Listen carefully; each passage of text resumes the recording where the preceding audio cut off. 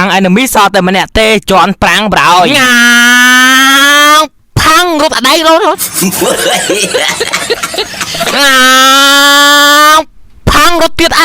ចន់សុនពីណាមិនដឹងទេតែចន់សុនបរោះភីងចូលចិត្តបុកតែពីក្រោយទេចាំមើលណាកូនណា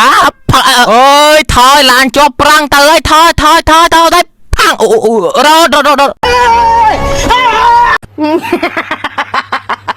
ទីបំផុតឈប់លក់ហ្គេមមកកន្លែងនេះបរោះភីង make play ប៉ាកតោមួយលក់ហ្គេមប៉ុណ្ណឹងហើយអត់ចាញ់ទៀតទៀតហើយអញហើយចាំបានផ្ទះបាញ់អត់ទៅមែន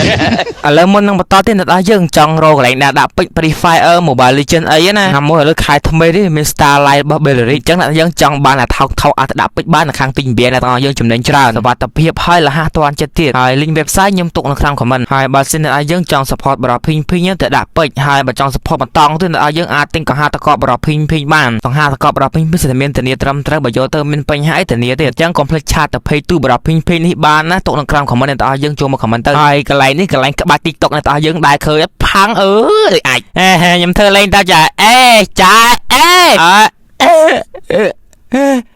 ជួយហើយមើលវីដេអូបរោះភីង like ជួយ follow បរោះភីងអត់ជួយដល់ follow បរោះភីងអនចិត្តណាអញ្ចឹងអ្នកយើងកុំភ្លេចជួយ follow បរោះភីងម្នាក់មួយផលនៅក្នុងបុកនោះមួយផាំងវត្តមួយឲ្យតែយើង follow ចាំការទៀត damage follow ខ្លាំងទៅនេះផាំងវត្តមួយទៀតឲ្យតែឃើញអ្នកយើង follow កាន់តែឡើងបរោះភីង link កាន់តែសាហាវឃើញសាហាវអូសាហាវណាស់ស្ដាប់ឲ្យតែចង់សុំបរោះភីង Biomake ចង់ឲ្យតែប្រហែលក៏ដោយផាំងនៅទាំងវត្តប្រនេះអូនចិត្តតែចេះបងមានឡានចាំបុកវិញណាអូនរើបយ៉ាអើយឯស្មាក់តោះឡើងឡានទៀត baby ចង់ទៅណា baby điរត់តែនេះផាំងអូយតាន់មែន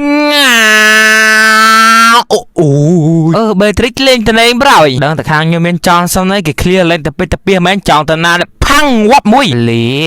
ហាយ៉ាប់ទទួលដែរពេលខ្លះ